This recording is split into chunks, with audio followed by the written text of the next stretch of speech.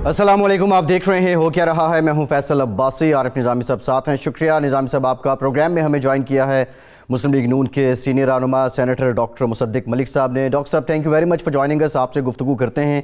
वज़ीर आज़म पाकिस्तान श्रीलंका के दौरे पर हैं, जहां उन्होंने श्रीलंका के सदर से, वज़ीर आज़म से और जो बिज़नेस कम्युनिटी है मुलाकातें की हैं। एक मरतबा फिर से इस अज़म का इयादा किया गया वज़ीर आज़म पाकिस्तान की जानिब से अपने खिताब में कि जो ख़ित्ता है, इस ख़ित्ते के मसाइल का हल जो है वो मुज़ाकरात में ही है। इससे मुतालिक भी ज़िक्र करेंगे। इसके साथ साथ बिलावल भुट्टो ज़रदारी लाहौर में हैं, यूसुफ रज़ा गिलानी के हमरा आज उन्होंने प्रेस कॉन्फ्रेंस भी की है। सुनने में आ रहा है कि कल उनकी मुलाकात भी है मरियम साहिबा से।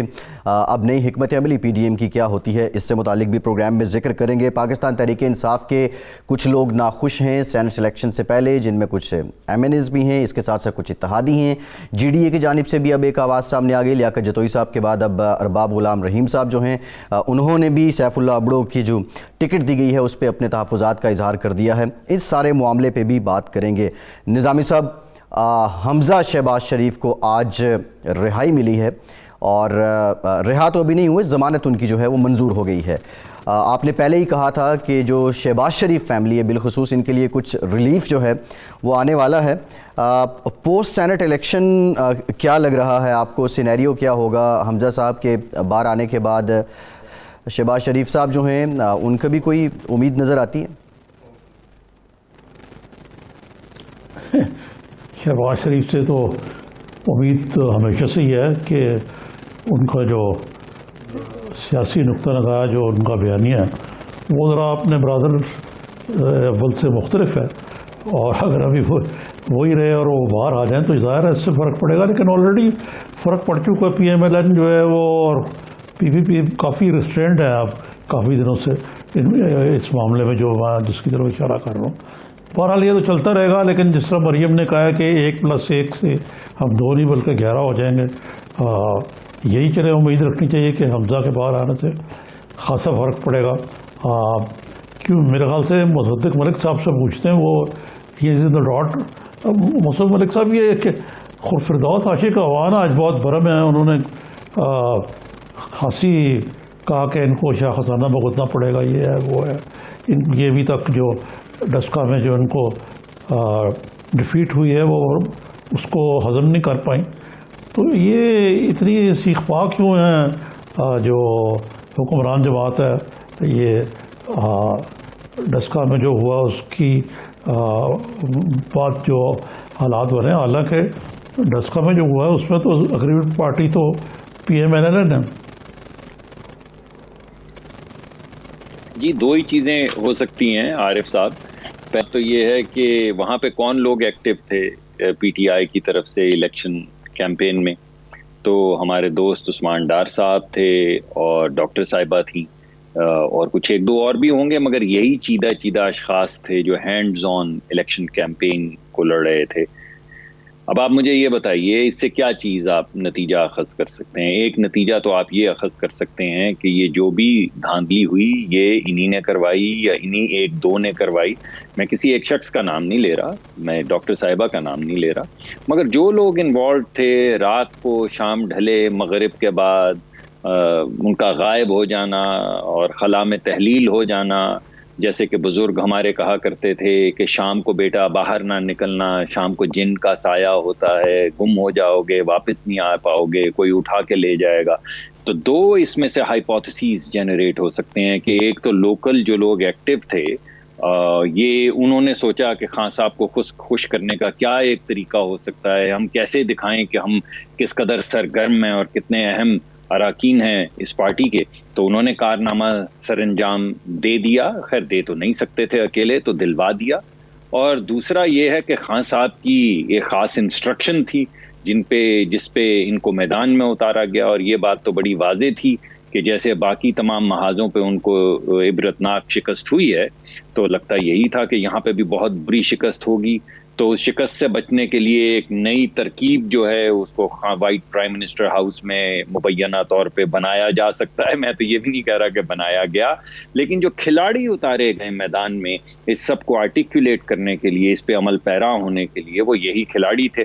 तो अब जब पकड़े गए اب جب ہاتھوں میں رنگے ہاتھوں وہ ڈبے پکڑے گئے، جب صبح کو جب وہ کیا ہوتے ہیں جو غائب ہو گئے تھے اشخاص، جب پریزائڈنگ آفیسرز، پریزائڈنگ افسران، تو جو رات کو انہوں نے فارم 45 کا اجرا کیا تھا اس میں نمبر کچھ اور تھے، جب دن میں وہ حاضر ہوئے تو نمبر کچھ اور تھے، دن اور شام کے درمیان میں ان کے ٹیلی فون بھی جو ہیں وہ کسی فوگ کی زد میں آ گئے، اور ٹیلی فون بھی بند ہو گئے، ان کے واٹس ایپ بھی بند ہو گئے، اور صرف انہی کے نہیں بند ہو گئے، ڈی ایس پی صاحب کے، ایس پی صاحب کے، آئی جی صاحب کے، چیف میں سیکرٹری صاحب کے، سب کے اوپر ایک فوگ سی چھا گئی۔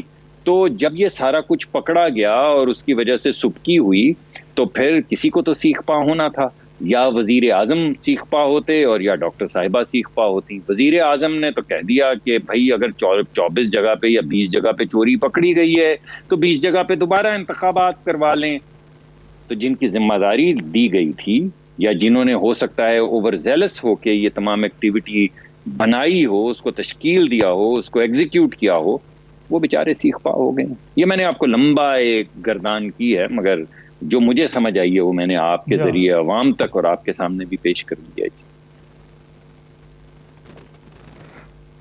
تو ڈاکٹر صاحب یہ بات جو ہے یہ بائی الیکشن کی کہاں پہ جا کے مکے گی؟ دیکھیے، الیکشن کے اندر جو ارریگولیرٹیز ہوئی ہیں، جو بے قاعدگیاں ہیں، وہ تو آپ کے سامنے ہیں۔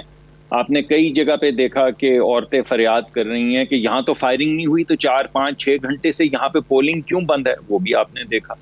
پھر آپ یہ دیکھیے، آپ نے وہ بھی دیکھا کہ اگرچہ انہوں نے تو ہم ہی کو گردانا کہ ہم دہشت گردی کرتے ہیں، غنڈہ گردی کرتے ہیں، لیکن ایک عجیب سی بات ہے کہ غنڈہ گردی ہم کرتے ہیں، مگر ہر کلپ میں تصویر جو نظر آ رہی ہے وہ پی ٹی آئی کے کینڈیڈیٹ کی نظر آ رہی ہے، اور اس کے ساتھ کلشنکوف لیے ایک صاحب متواتر فائرنگ کیے جا رہے ہیں اور وہ مسکرا رہے ہیں، فاتحانہ مسکراہٹ ہے ان کے چہرے کے اوپر کہ ووٹ کے ذریعے تو ہم شاید نہ جیت سکیں مگر بندوق کے ذریعے تو جیت ہی لیں گے۔ پھر آپ نے کراچی میں بھی دیکھا وہ شیخ صاحب جس طرح وہ اپنی کلشنکوف لے کے وہ اسی طرح کے ایک الیکشن میں مختلف داخل ہو رہے ہیں پولنگ سٹیشنز میں، تو اس سے آپ کو ایک جو اصل رخ ہے وہ صاف چلی، شفاف چلی، کی شفافیت اور صفائی جو ہے وہ آپ کے سامنے آ گئی، بالکل شفافیت کے ساتھ وہ تمام چیزیں اب سامنے آ رہی ہیں۔ تو یہ پی ٹی آئی کا اصل فاسقانہ ایک چہرہ ہے جس کو ہم بہت دیر سے سہ رہے تھے اور دیکھ رہے تھے، عوام نہیں دیکھ رہی تھی، بیکاز یہ صرف پارلیمان میں ہوتا تھا کہ کس کی ویڈیو دکھانی ہے، کس کے بچوں کا پیچھا کرنا ہے، کس کا کاروبار بند کرنا ہے، کس پہ نیب کے مقدمات کرنے ہیں، کیسے ووٹ دلوانے ہیں، کیسے 64 لوگ کھڑے ہوں تو انشور کرنا ہے کہ 50 رہ جائیں۔ تو یہ تمام چیزیں جو ہم تو بہت دن سے سہ رہے تھے اور ہمارے سامنے تھی، یہ جو انہوں نے بے لاگ جو دھاندلی کی ہے اس سے یہ اب عوام کے بھی سامنے آ گئے ہیں، اور میرے خیال میں اس کا کچھ نہ کچھ مداوع تو کرنا ہی پڑے گا۔ جس سطح کی بے ایمانی کی گئی ہے، جس سطح کی چوری کی گئی ہے، ہماری تو التجا یہی ہے، سبمیشن یہی ہے الیکشن کمیشن سے کہ یہاں پہ الیکشن دوبارہ کروائے جائیں، اور باقاعدہ ہم نے اپنی استدعا جو ہے وہ پیش کر دی ہے، اور بہت امید رکھتے ہیں کہ ان تمام چیزوں کو جو سب کے سامنے آ چکی ہیں، کلپس کی شکل میں آ چکی ہیں، ان کو مد نظر رکھتے ہوئے الیکشن جو ہے وہ دوبارہ سے ہوگا اس علاقے میں۔ دیکھیے، میں معافی چاہتا ہوں، میں بات آگے بڑھا رہا ہوں۔ جیسے انصاف ہوتا ہوا نظر آنا چاہیے، انصاف ہونا بھی چاہیے اور نظر بھی آنا چاہیے، اسی طرح ووٹ کا بھی انصاف ہوتا ہے۔ ووٹ میں شفافیت ہونی بھی چاہیے اور نظر بھی آنی چاہیے۔ اس وقت ووٹ کی شفافیت نہ ہے اور نہ نظر آ رہی ہے، تو میں سمجھتا ہوں کہ یہ مقرر ہے الیکشن کمیشن پہ التجا کی شکل میں اور ایک سبمیشن کی شکل میں کہ وہ ریسٹور کریں لوگوں کا کانفیڈنس کہ جو اس کو ووٹ وہ ڈالیں گے وہی اقتدار میں آئے گا، وہی ان کی ریپرزنٹیشن کرے گا، وہی ان کا خادم ہوگا، اسی کا وہ گربان۔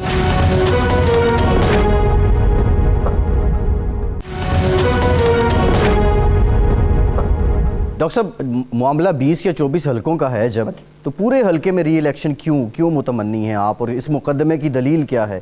وہ جو 24 ڈسپیوٹڈ پولنگ اسٹیشنز ہیں انہی پہ کروا لیں۔ جی 24 پہ وہ تو فیصلہ کرنا ہے الیکشن کمیشن کو، لیکن میں نے جو آپ کو چیزیں بتائی ہیں، جس طرح آپ نے کئی کلپس آپ کے ٹیلی ویژن پہ 2 دن سے چل رہے ہیں، آپ دیکھ رہے ہیں کیسے خواتین فریاد کر رہی ہیں, دروازے توڑنے کی کوشش کر رہی ہیں, ان کو ووٹ نہیں ڈالنے دیا جا رہا, ان کو اندر نہیں جانے دیا جا رہا. یہ وہ جگہیں تو نہیں تھی جہاں پہ یہ دھاندلی ہوئی ہے, جہاں پہ پریزائڈنگ افسران غائب ہو گئے. یہ تو وہ جگہ نہیں تھی. اور اگر واقعی آپ الیکشن کے حوالے سے وہ تحریر پڑھیں جو جس کی اشاعت خود کی ہے الیکشن کمیشن نے, تو انہوں نے اوور آل الیکشن پہ جو آبزرویشنز دی ہیں وہ آپ کے سامنے ہیں. وہ آبزرویشن سامنے رکھ لیں, آپ کلپس سامنے رکھ لیں, اور وہ جگہیں جہاں فائرنگ نہیں ہوئی, جہاں فائرنگ ہوئی ہے وہاں پہ کلپ دیکھ لیں کون فائرنگ کر رہا ہے, جہاں فائرنگ نہیں ہوئی وہاں پہ ووٹروں کی فریاد دیکھ لیجئے, اور پھر ان 24 یا 20 پولنگ سٹیشنز پہ لوگوں کا غائب ہو جانا, اغوا ہو جانا دیکھ لیجئے. تو آپ سوچئے یہ کس قسم کے الیکشن ہیں. تو میں سمجھتا ہوں کہ لوگوں کا کانفیڈنس ریسٹور ہونا چاہیے. آنے والے وقت میں ہمارے بلدیاتی انتخابات ہونے ہیں, تو لوگوں کو ایک کانفیڈنس ہونا چاہیے کہ ہاں بھائی الیکشن میں ووٹ ڈالنے سے کچھ فرق پڑتا ہے. ورنہ تو ایسا ہے کہ جس جگہ آپ بس رنگے ہاتھوں تھیلا پکڑ لیے, تو وہ ہے نا جو رنگے ہاتھوں پکڑے گئے کہ غائب ہو گئے, فون بند ہو گئے, واٹس ایپ بند ہو گئے, ڈی ایس پی غائب ہو گئے, ایس پی غائب ہو گئے, آئی جی غائب ہو گئے, چیف سیکرٹری غائب ہو گئے. یہ تو رنگے ہاتھوں پکڑے جانے والی بات ہے. مگر اس رنگے ہاتھوں پکڑے جانے کی کا جو ایک لارجر پرسپیکٹو ہے اس کو مد نظر رکھا جائے تو میرے خیال میں ایک شفاف الیکشن ہونا چاہیے. یہی ہماری پلی ہے سر. یہ مصدق صاحب, یہ کل بلاول بھٹو تشریف لا رہے ہیں جاتی عمرہ, اور ان کی میٹنگ بھی ہوگی محترمہ مریم سے. یہ سب سے پہلے تو میرا سوال یہ ہے کہ ایجنڈا کیا ہوگا. ظاہر ہے یہ حالات حاضرہ ہی ہوں گے, لیکن کہتے ہیں وہ اسٹریٹجی بتائیں گے. لیکن ایک تاثر مسلم لیگ کے اندر پھیلتا جا رہا ہے کہ آپ تو بالکل پیپلز پارٹی کے تھرے لگ گئے, جو ان کی اسٹریٹجی اس پہ ڈاٹڈ لائن پہ سائن کر دیتے ہیں. تو آیا اس حکمت عملی پہ کوئی فرق آئے گا ہمارے برخوردار حمزہ شہباز شریف کی رہائی کے بعد, کہ یہ واقعی ایسے محترمہ مریم نے امید ظاہر کی 1+1 ہو گئے 11 ہو جائیں گے, یا 1-1 ہو کے 0 ہو جائیں گے؟ جی ان کی لائن جو ہے وہ ایک ہی ہوگی. جی ایک تو نظامی صاحب یہ ہر قسم کا الزام لگ رہا ہے ہم پہ, ہم چاک گریباں لوگوں پہ ہر قسم کا الزام لگ رہا ہے. یعنی زیادہ تر لوگ تو یہ کہتے ہیں کہ آپ لوگوں نے اتنا سخت رویہ رکھا ہے کہ آپ لوگ بہت مشکل پیدا کر رہے ہیں کسی افہام و تفہیم سے کام ہونے کا. دوسری طرف یہ الزام لگ رہا ہے کہ آپ تھلے لگ گئے ہیں یا نیچے لگ گئے ہیں. تو مجھے کوئی بات سمجھ نہیں آ رہی. ان میں سے ایک ہی بات صحیح ہو سکتی ہے, لیکن اگر آپ دیکھیں جو ہمارا بیانیہ ہے, آپ دیکھیے جو ہماری جد و جہد ہے, تو آپ کو نظر آ رہا ہے کہ ایک چٹان کی طرح عوامی حق میں ہم کھڑے ہونے کی کوشش کر رہے ہیں, اور کھڑا ہو بھی رہے ہیں, اور عوام اس کا خیر مقدم بھی کر رہی ہے. یہ الیکشن کے رزلٹ کی شکل میں آپ کو نظر آ رہا ہے. ہمارے ساتھ یہ بالکل آپ کی بات ٹھیک ہے کہ ایک بہت بڑا کولیشن ہے جس میں ہر پارٹی کا اپنا طریقہ کار ہے, اپنی سوچ ہے. ہماری پارٹی کے اندر بھی یہ سوچ ہے.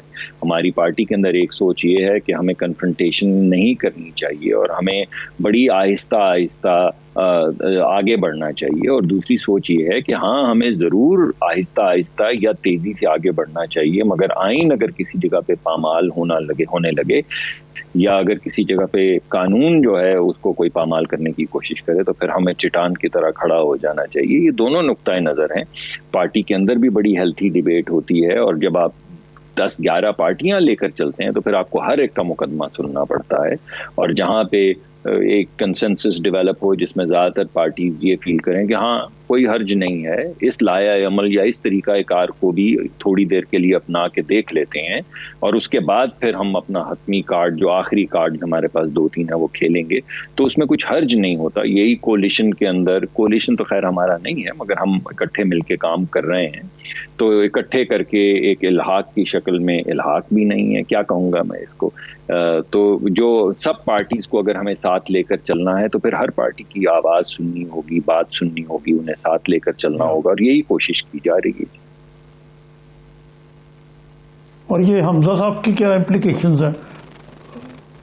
میں سمجھتا ہوں کہ بہت اچھا ہے آج مریم صاحبہ نے کہا کہ میرا چھوٹا بھائی ہے اور میرا تو دل بڑا ہو گیا ان کی رہائی سے, اور اب 1+1=2 نہیں 1+1=11 ہوگی. اور میں سمجھتا ہوں یہ بات ٹھیک ہے, کیونکہ جس طرح کی آپریشنل سیاسی بصیرت حمزہ صاحب رکھتے ہیں، جس طرح کے ان کے تعلقات ہیں، ریلیشن شپس ہیں ایم پی اے سے، ایم این اے سے، علاقے پورے پنجاب کے اندر جتنی محنت سے انہوں نے کام کیا ہے پچھلے 20-25 1990s سے کام کرتے چلے آ رہے ہیں اور مسلسل کر رہے ہیں. جیلوں کی صعوبتیں بھی کاٹتے ہیں، پھر الیکشن ہیئرنگ بھی کرتے ہیں، پھر پارٹی کا مقدمہ بھی لے کر آگے بڑھتے ہیں. تو میں سمجھتا ہوں کہ ان کے آنے سے بہت تقویت ملے گی، اور عوام کا جو ایک سمندر اب ہمارے ساتھ چل رہا ہے اس کا جو پولیٹیکل اینگل ہے اس کو وہ اور سٹرونگ کریں گے، جتنا سٹرونگ ہے اس سے زیادہ انشاءاللہ. ٹھیک، بہت شکریہ ڈاکٹر مصدق ملک صاحب آپ کے وقت کا. آپ ہمارے ساتھ ایک بریک لیتے ہیں. بریک کے بعد جب واپس آئیں گے تو ڈسکا الیکشن کو لے کے ایک اور ویڈیو سامنے آئی ہے جس میں مبینہ طور پہ ڈاکٹر فردوس عاشق اعوان صاحبہ وزیر داخلہ شیخ رشید صاحب سے گفتگو کر رہی ہیں، ٹیلی فونک گفتگو کر رہی ہیں. بریک کے بعد ذرا اس کی ڈیٹیل آپ کو بتائیں گے، ہمارے ساتھ رہیے.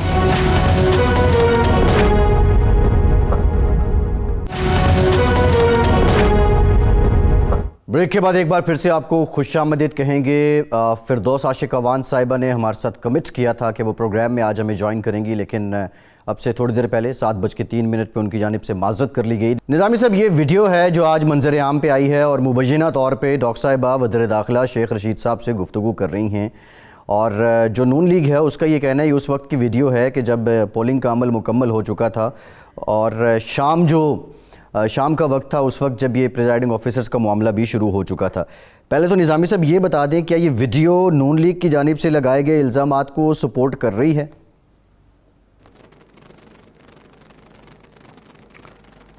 یہ اس بات کو تو یقیناً سپورٹ کر رہی ہے کہ فردوس عاشق اعوان میں ایک اسپوکس مین کے طور پہ ڈسکا کے جو معاملات ہیں ان کو حکومت کی جانب سے ڈیفینڈ نہیں کر رہے ہیں، بلکہ ان کا کچھ اس سے زیادہ کلیدی رول بھی ہے. ان کا یہ علاقہ بھی ہے، حلقہ بھی ہے، اور انہوں نے ایک اپنے افادیت کو ثابت کرنے کے لیے ضرورت سے زیادہ ہی پرجوش عزم سے کام لیا، جس کا اب ان کو ڈیفینڈ بھی زیادہ کرنا پڑ رہا ہے اس معاملے کو.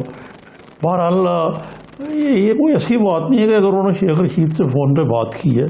نظامی صاحب، ڈاکٹر صاحبہ کہہ رہی ہیں رانا ثناء اللہ بچ گیا پولیس تو اب جو دوسرے کورسپونڈنٹس ہیں مبینہ طور پہ شیخ رشید صاحب، وہ کہہ رہے ہیں تسی پرچہ دینا سی.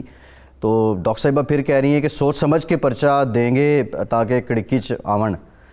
یہ ساری گفتگو ہو رہی ہے. تو اور ہم نے دیکھا کہ اس رات رانا ثناء اللہ ایک گھر میں موجود تھے، پھر یہ بھی خبریں آئیں کہ پولیس نے گھیراؤ بھی کیا. جی ہاں، یہ افواہ اڑی تھی کہ ان کو گرفتار کرنے کا فیصلہ ہو گیا، لیکن ہو نہیں پایا. پھر پتہ نہیں رانا ثناء اللہ ان کی دسترس سے کیوں بچ کے نکل جاتے ہیں.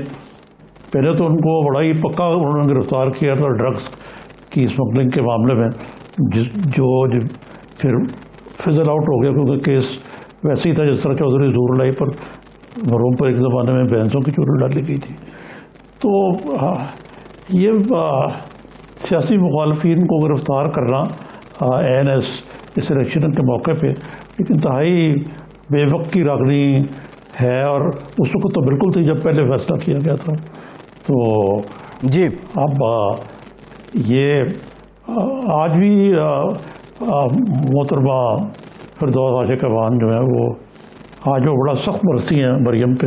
جی ان کو راجکماری کہتی ہیں، اور انہوں نے کہا کہ یہ آج تو اعصابی مریضہ بھی کہہ دی ہے. نظامی صاحب، ہماری خواہش تھی، کمٹ بھی کیا تھا ڈاکٹر صاحبہ نے کہ وہ پروگرام میں آ کے ان سارے معاملات پہ خود اپنا موقف بیان کرتی، لیکن 11th آور میں انہوں نے معذرت کی ہے ہم سے. نظامی صاحب، یہ الزام نون لیگ کے ہیں، ویسے تو دونوں جانب سے الزامات ہیں، دھاندلی کے، الیکشن چوری کے. معاملہ الیکشن کمیشن میں ہے، لیکن اگین یہ جو سیاسی نقشہ ہے پاکستان کا اس وقت، پی ڈی ایم کی مزاحمت اینڈ دین حکومت کے ساتھ ایک محاذ آرائی، اب اس میں اس ڈسکا کا ایپیسوڈ کیا اضافہ کرتا ہے؟ ہمارا جمہوری کلچر کا ایک حصہ بن چکی ہوئی ہے کہ جو بھی اگریوڈ پارٹی ہوتی ہے وہ دھاندلی کا الزام تو سب سے پہلے لگاتی ہے. خود عمران خان نے اس کو ایک اپنا صحیفہ ایمان بنایا ہوا تھا کہ جی دھاندلی ہوئی ہے بڑی سخت. اور اب دیکھا جائے تو ان کی حکومت کی طرف سے کوئی ان سارے جو الیکشن سے مزہ نہیں آیا. ایسے کچھ وائبس ملتی ہیں کہ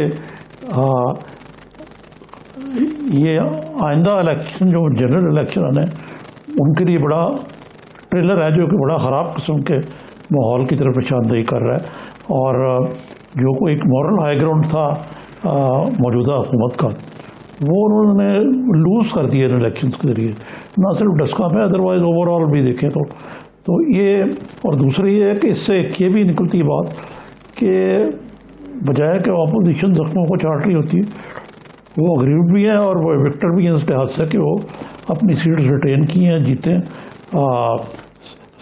سندھ میں مطلب بال بیکا نے کر سکی پیپلز پارٹی کا پی ٹی آئی، تو یہ اب یہ ساری فرسٹریشن جو ہے یہ لوگوں پر نکل رہی ہے۔ جی اچھا نظامی صاحب، ایک اور معاملہ ذرا، یوسف رضا گیلانی صاحب اور شہباز شریف صاحب کی آج پیشی کے موقع پہ ملاقات، آپ نے ڈاکٹر صاحب سے ایک بات جاننا چاہی تھی کہ یوں لگ رہا ہے کہ ساری پیپلز پارٹی کی پالیسی کو ہی مینوان مان رہی ہے نون لیگ، یہ یوسف رضا گیلانی صاحب کے نام پہ کیا ساری نون لیگ متفق ہے؟ آپ کو لگ رہا ہے یا کچھ لوگوں کے تحفظات ہیں؟ آپ کو یاد ہے کہ یوسف رضا گیلانی کو جلدی فارغ کرنے کے لیے Mian Nawaz Sharif leader of the opposition کے طور پہ کتنے فعال تھے، وہ جی ایگزیکٹلی عدالت تک پہنچ گئے تھے کہ جی ان کو بیان بھی دیا تھا انہوں نے کہ ان کو فارغ کیا جائے، حالانکہ یہ بھی اسی تیر کا شکار ہوئے جو گیلانی صاحب پہلے ہوئے تھے۔ اگرچہ گیلانی صاحب کا مسئلہ وہ کنٹیمپٹ تھا کہ وہ زرداری صاحب کے خلاف خط لکھنے سے انکار کر دیا انہوں نے اصولی طور پہ، جس پہ ان پر کنٹیمپٹ لگائی اور ان کو مختصر سزا دے گی، لیکن ٹیکنیکلی اسپیکنگ اس کا مقصد ان کو ڈسکوالیفائی کرنا تھا۔ تو اس لحاظ سے یہ سیاسی مسلط ہے جس کے تحت اب گیلانی صاحب کو فیورٹ بنا دیا، اور یہ خیال آیا کہ یہ ایک طریقہ ہے جس کے ذریعے حکومت کو اور حکومت کے جو لانے والے ہیں مبینہ طور پہ ان کو یہ میسیج دیا جائے کہ یہ ہے جناب موجودہ حکومت کی اوقات کہ نو کانفیڈنس تو بات کی بات ہے، گیلانی کا ہار جانا یہ ایک قسم کا نو کانفیڈنس ہوگا، لیکن یہ اتنا آسان نہیں ہے جتنا سمجھا جا رہا ہے۔ 20-21 ووٹوں کا فرق ہے دونوں میں کولیشن میں، اور آپ کو پتہ ہے کہ بہت سے لوگ ایکٹیویٹ ہوئے ہیں صرف گیلانی صاحب کو شکست دینے کے لیے، حتیٰ کہ ہمارے دوست جہانگیر ترین بھی بڑے فعال ہیں، وہ کہتے ہیں میں اپنے دوست کو کر رہا ہوں، لیکن یہ بھی عجیب ایک ستم وریفی ہے کہ عزیز گیلانی صاحب نے کہا کہ میری عزیز داری ہے جہانگیر ترین صاحب سے۔ اب جہانگیر ترین کی جو اہلیہ ہے وہ یوسف گیلانی کی کزن ہے جی، اور اسی طرح اسی حوالے سے احمد محمود جو پیپلز پارٹی کو ایڈوائز کیا انہوں نے گیلانی کارڈ کے معاملے میں، ان کا بھی یہی رشتہ ہے، وہ بھائی ہیں، بہن بھائی ہیں دونوں۔ تو یہ ایک دلچسپی قسم کی صورتحال ہے، اور اس سے یہی بات ثابت ہوتی ہے کہ سیاست کے اندر کچھ بھی ممکن ہوتا ہے۔ اب آج گیلانی صاحب جو ہیں وہ عزیز دار ہیں، لیکن وہ ایک اپوزٹ پوزیشن میں کھڑے ہیں، اور کل کو پھر کو معاملات جو ہیں تبدیل ہو سکتے ہیں۔ بالکل ٹھیک ہے نظامی صاحب، خیر سیاست میں یہ تو سب ہو رہا ہوتا ہے۔ ہم بات کرتے ہیں جو پی ٹی آئی سے ریلیٹڈ ناخوش یا ناراض عناصر ہیں یا ممبران ہیں، اس پہ خاصی بات ہوئی، لوگوں نے برملا اظہار بھی کیا۔ بظاہر تو نون لیگ اور پیپلز پارٹی سے اب تک ایسی کوئی آواز اٹھی تو نہیں ہے، لیکن آپ کو نہیں لگتا کہ پی ڈی ایم میں بھی یہ گیلانی صاحب کی نامینیشن کو لے کے کوئی ناخوش عناصر ہوں گے اور وہ اظہار نہیں کر رہے، یا نہیں ہے مکمل منوان جیسا لیڈر کا حکم آیا ویسے ہی مان لیا اور سب کا اتفاق ہے گیلانی صاحب؟ دیکھیں کوئی منوان تو نہیں ہو سکتا، منوان تو نہیں ہو سکتا اتفاق، لیکن میرا نہیں خیال کوئی گیلانی صاحب کا کوئی لمبا چوڑا کوئی اختلاف ہوگا کسی، اس کی وجہ ہے کہ گیلانی صاحب ایک متنازع آدمی بھی ہیں، کرپشن کے الزامات ہیں ان پر، وہ اپنی جگہ پہ ہیں، لیکن بڑے مرنجا مرنج آدمی ہیں، اور یہ واحد پرائم منسٹر ہیں پاکستان کے جو ہر روز، مطلب حالیہ جو پرائم منسٹر ان میں سے ماضی کا تو شاید مجھے نہ معلوم ہو، کہ یہ ہر روز اسمبلی میں جاتے تھے، وقفہ سوالات اٹینڈ کرتے تھے، اپوزیشن کے لوگوں سے زیادہ ملتے تھے، تو ان کا جو رابطے ہیں وہ اپوزیشن سے بھی ہیں اور حکومت سے بھی۔ تو اس لحاظ سے جس رول کے لیے گیلانی صاحب کو انہوں نے چنا ہے PDM نے وہ رول اس پر وہ پھر بیٹھتے ہیں. جی اچھا نظامی صاحب، مریم نواز صاحبہ نے کہا کہ یہ حکومت آخری سانسیں لے رہی ہے.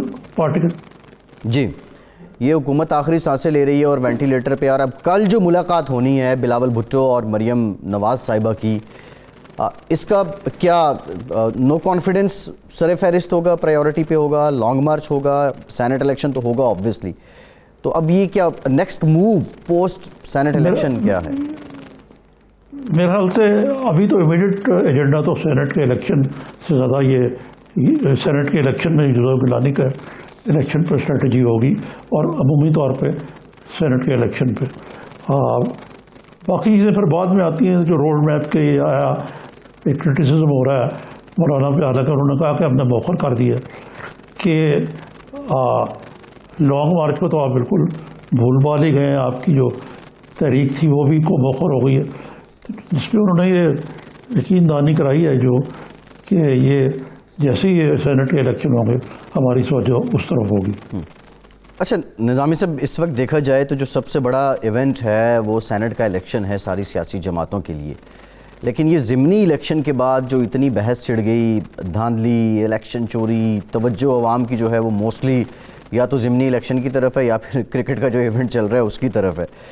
جو سینٹ کو لے کے تیاریاں ان سیاسی جماعتوں نے کرنی تھیں، آپ سمجھتے ہیں کہ وہ پیرالل بالکل جاری ہیں؟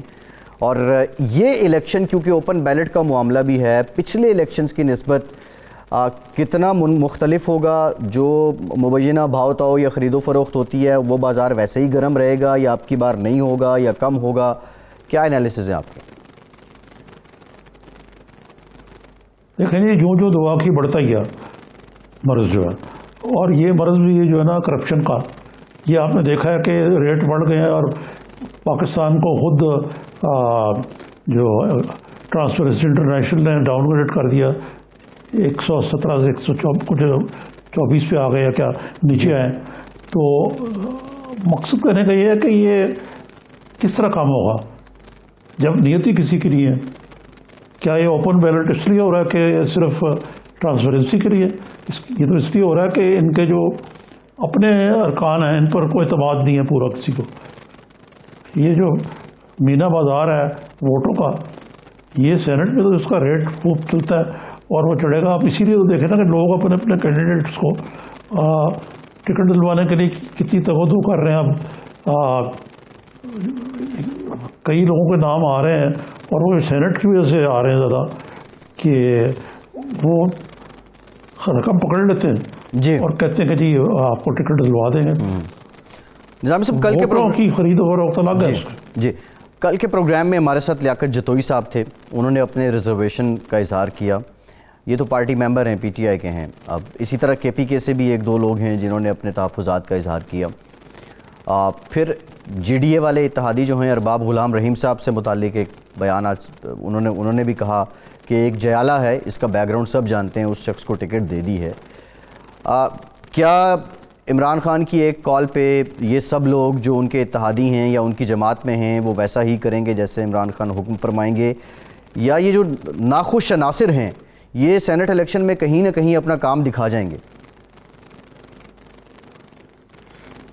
نہیں، یہ ارباب رحیم تو ایک چلا ہوا کارتوس اذکار رکھتا ہے. وہ GDA کے ذریعے وہ اپنی جو دکان انہوں نے چمکائی ہوئی ہے. میرا نہیں خیال کہ وہ اتنی بڑی کوئی تھریٹ ہے عمران خان صاحب کے لیے. اور حالیہ الیکشن میں جو ان کی اپنی کارکردگی ہے، آپ کو پتہ ہی کتنی بری طریقے سے PMLN کے کینڈیڈیٹس آ رہے ہیں. تو یہ ہمارے یہاں یہ بھی ہے کہ الیکشن میں ہار جانے کا مطلب یہ نہیں ہے کہ آپ سیاست سے کم از کم کو لوگ کی ہو جائیں یا والا وہ کر لیں کنارہ کشی جیسے مہذب جمہوری ملکوں میں ہوتا ہے. یہاں آپ اور اونچی بات کرنی شروع کر دیتے ہیں. اب یہ معاملہ ارباب صاحب کا، تو یہ کیا کر سکتے ہیں اس معاملے میں؟ نظامی صاحب ارباب صاحب سے ان کا موقف لیتے ہیں. لیاقت جتوئی کے الزامات کیا، ان کی سگنیفیکنس کیا ہے؟ کیونکہ جو سیف اللہ ابڑو کی جانب سے آج یہ بھی رپورٹ ہوا کہ لیاقت جتوئی صاحب کو حد تک عزت کا نوٹس بھی بھیج دیا گیا ہے 2 ارب روپے کا. تو ان کے الزامات بھی جاندار ہیں یا پھر وہ کہیں نظر انداز کیے جانے کا صرف ریاکشن دے رہے ہیں؟ ابرو صاحب جو ہیں وہ ان کے بھی کوئی پاس کچھ لگتا ہے کچھ چھپانے کو ہے یا وہ ریویل نہیں کرنا چاہتے، کیونکہ آج بڑی فرمائش سے ہمیں پیغام ملا تھا کہ وہ آ کے اپنا مسئلہ جو لیاقت جتوئی صاحب کا جواب میں کل اپنے لیاقت جتوئی صاحب کو لیا، تو وہ آج وہ بھی آخری موقع پہ عین آخری موقع پہ وہ طرح دے گئے. تو اس سے تو لگتا ہے کہ کوئی معاملات جی ٹھیک، ان کے بھی کوئی اتنے اسٹرانگ وکٹ پہ نہیں ہیں. جی نظامی صاحب ایک بریک لیتے ہیں، بریک کے بعد ذرا اسی پہ باقی اور ارباب غلام رحیم صاحب کو بھی ہم لینے کی کوشش کریں گے کہ ان کا موقف اس سارے معاملے میں جو بات انہوں نے کی ہے وہ کس بیس پہ کر رہے ہیں. ہمارے ساتھ رہیے.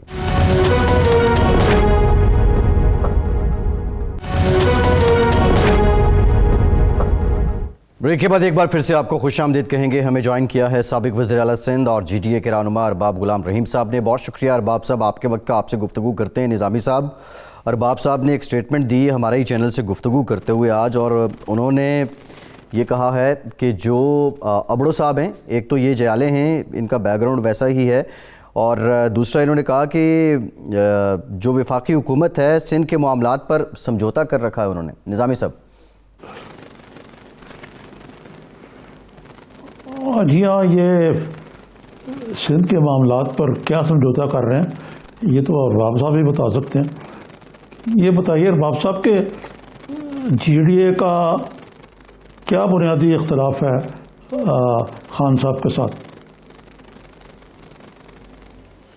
نہیں، خان صاحب کے ساتھ اختلاف تو نہیں ہے، مگر شکایت ہے ہمیں کہ خان صاحب جو ہے نا سندھ کو اہمیت نہیں دے رہے ہیں.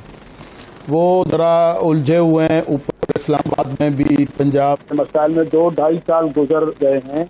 وقت گزرتا جا رہا ہے. یہ سیاسی گیم ہے. یہ کوئی مارشل آرٹ کے تھرو تو ہم نہیں آئے ہیں، ہم تو ووٹ لے کے آئے ہیں، الیکشن کے تھرو آئے ہیں. تو اس کو اگر پولیٹیکلی ڈیل کریں گے تو آگے کنٹینیوٹی بھی ہو جائے گی.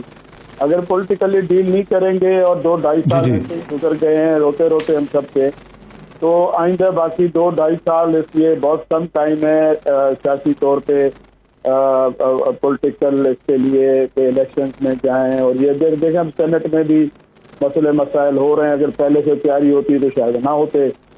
تو یہ ہے کہ تھوڑا سا ایک پولیٹیکل وے میں جس طرح سے ڈیل کیا جاتا ہے وہ نہیں ہے. اور سندھ میں ایک تو ان کی طرف سے کوئی قیادت نہیں ہے سندھ میں جو دوسرے لوگوں سے ڈیل کرے، دوسروں کو لے کے چلے اور کوئی لائے عمل کا پتہ ہو کہ کیا کرنا ہے، کدھر جانا ہے. خان صاحب آتے ہیں کبھی کبھی گورنر ہاؤس میں، ادھر کوئی میرے خیال میں 18, 20, 30 لوگ بیٹھے ہوتے ہیں، MQM جی ڈی اے ان کے اپنے لوگ. ان کے بیچ میں کئی چیزیں بات نہیں کر سکتا بندہ. اور خان صاحب سے مطلب انڈیویجول کوئی ٹائم نہیں ملتا. تو جو بندہ خان صاحب سے کوئی اپنی باتیں بتائے، کوئی خان صاحب بتائیں. اور دیکھیں سندھ میں ہم لوگ رہتے ہیں، ہم انٹیریئر سندھ کے بلکہ ایون شہروں کے بھی، میں تو چیف منسٹر رہا ہوں، ہمیں یہاں کے ڈائنامکس کا زیادہ پتہ ہے، کیسے کرنا ہے، کیا کرنا ہے، کون کون ہے. تو وہ خان صاحب مشورہ ہی نہیں کرتے کسی سے. تو یہ مسئلے مسائل ہیں. اب اپنی پارٹی سے تو شاید کرتے ہوں گے، مگر اپنی پارٹی سندھ میں اب آپ دیکھیں نا، سندھ میں سانگڑ ڈسٹرکٹ میں 6000 ووٹ لیے ہیں، کینڈیڈیٹ نہیں ملا، وہ ایسے ہی کھڑا کر دیا کسی کو. پیسا پگاڑوں نے بھی اپنا بندہ نہیں کھڑا کیا. اور آپ کے کراچی میں 4000 ووٹ لیے ہیں، اور حلیم عادل کے ساتھ جس طرح زیادتی ہو رہی ہے میں اس کو کنڈیم بھی کرتا ہوں. اور یہاں سندھ میں تو 12 سال سے یہی سلسلہ چل رہا ہے انتقامی کارروائیوں کا.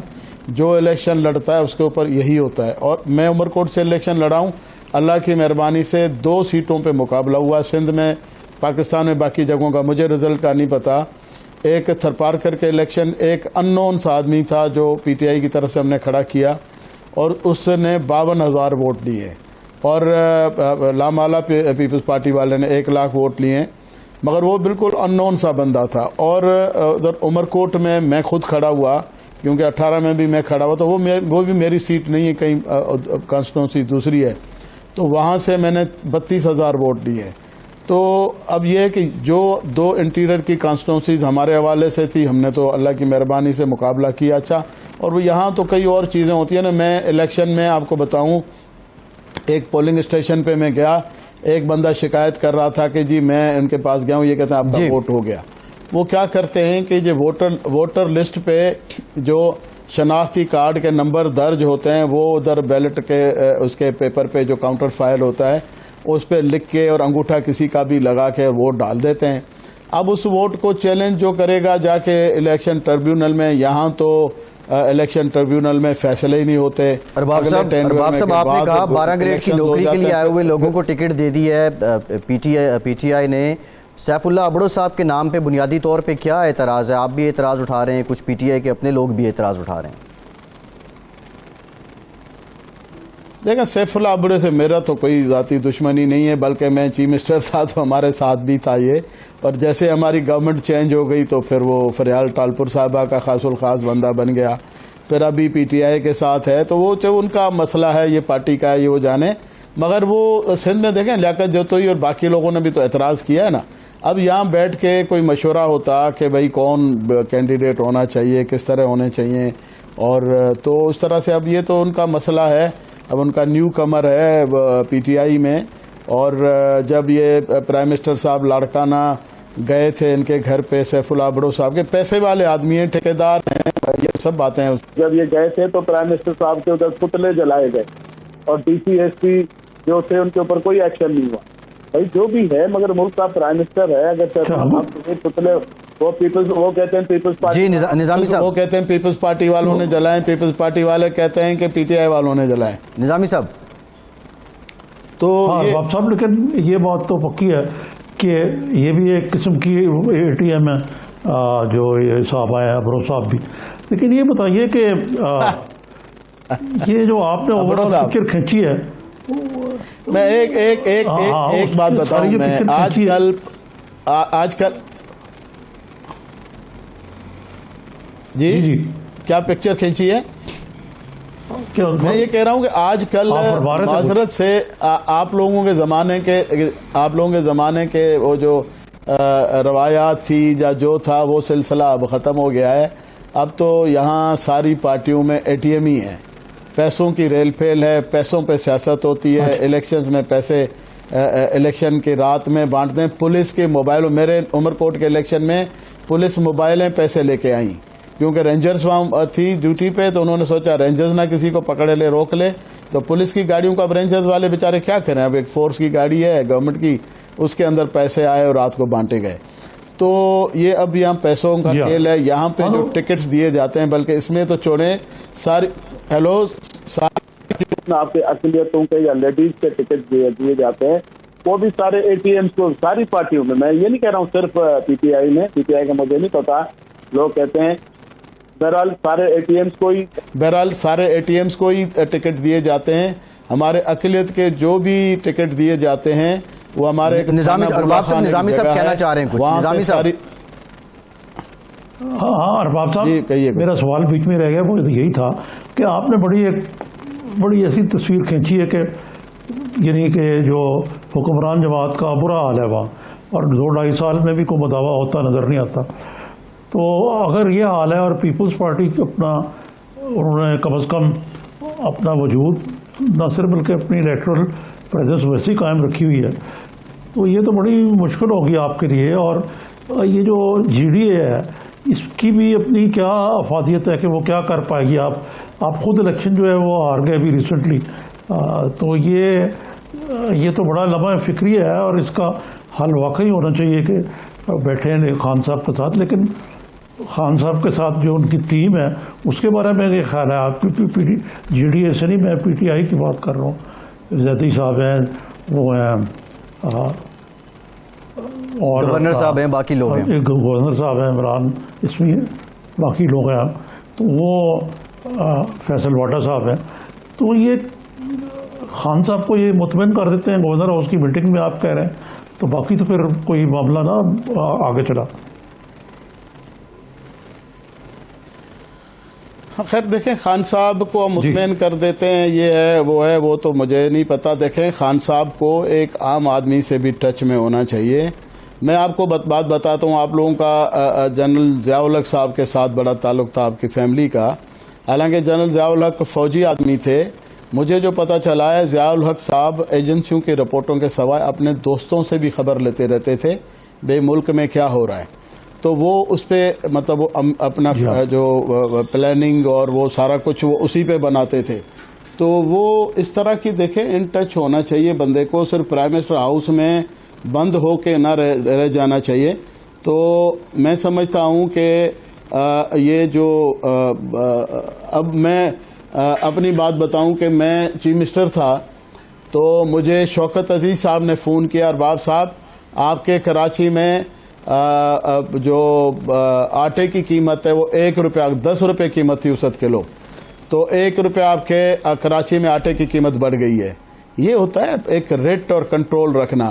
تو مجھے خود چیف منسٹر کو نہیں پتا تھا, مگر پرائم منسٹر کو وہاں سے پتا چلا, پھر میں نے چیک کیا تو صحیح بات تھی. پھر میں نے دوسرے دن سارے جو انڈسٹریز والے تھے ان کو بلا کے میں نے کہا جب ہم آپ کو کوٹا دیتے ہیں گندم کی تو یہ آٹے کی قیمت کیوں بڑھی, اور کل سے آپ اپنی بوریاں باہر رکھیں گے کارخانوں کے اور یہ قیمت واپس ہونی چاہیے, اور ہو گئی. تو اس طرح سے ارباب صاحب یہ بتائیں, آپ کے اتحادی ہیں, پی ٹی آئی آپ کی اتحادی ہے, پرائم منسٹر صاحب اتحادی ہیں, سیف اللہ ابڑو کے کاغذات ابھی ان کا معاملہ اگر وہ آ جاتے ہیں تو کیا جی ڈی اے انہیں سینٹ الیکشن میں سپورٹ کرے گی؟ نہیں, اگر جو پی ٹی آئی کا فیصلہ ہوگا ہم تو وہی کریں گے. وہ تو اب ان کا پسند ناپسند ان کی ہے. اگر سیف اللہ ابڑو کو لائیں گے تو ہمیں تو کوئی اعتراض نہیں. یہ تو میں نے جو بات کی تھی ویسے ہی ایک مثال کے طور پہ میں نے کی تھی. اس نے پوچھا تھا آپ کے بندے نے سیف اللہ ابڑو کے بارے میں, تو میں نے اس کا جو سلسلہ تھا وہ بتا دیا میں نے. باقی اب اتنا بھی کوئی قاتل اور کوئی, میں اتنا تو ضرور کہوں گا کہ ٹھیکیدار ہے, اپنی جگہ بات ہے, پیپلز پارٹی میں بھی رہا ہے, ہمارے ساتھ بھی رہا ہے, اب پی ٹی آئی کے ساتھ ہے, مگر کوئی اس طرح قاتل واتل قسم کا بندہ نہیں ہے. یہاں تو قاتل لوگ بھی سیاست میں آپ نے ان سے متعلق غالباً کہا کہ وہ کرپٹ ہیں, اور یہ بھی رپورٹ ہو رہا ہے. نہیں, کرپٹ میں نے, میرے لفظ مجھے نہیں پتا, میں نے نہیں کہے ہوں گے. میں ٹھیکیدار میں نے ضرور کہا ہوگا. کرپٹ اب وہ کسی عہدے پہ رہے نہیں ہے تو کرپٹ کہاں سے ہو گئے؟ جی ٹھیک ہے, کرپشن میں دینے والے ہو سکتے ہیں, لینے والے تو ٹھیک. بہت شکریہ ارباب غلام رحیم صاحب, آپ کے وقت آپ موجود تھے. نظام صاحب پروگرام کا وقت ہو گیا, آپ کا شکریہ. آج کے پروگرام سے اتنا ہی.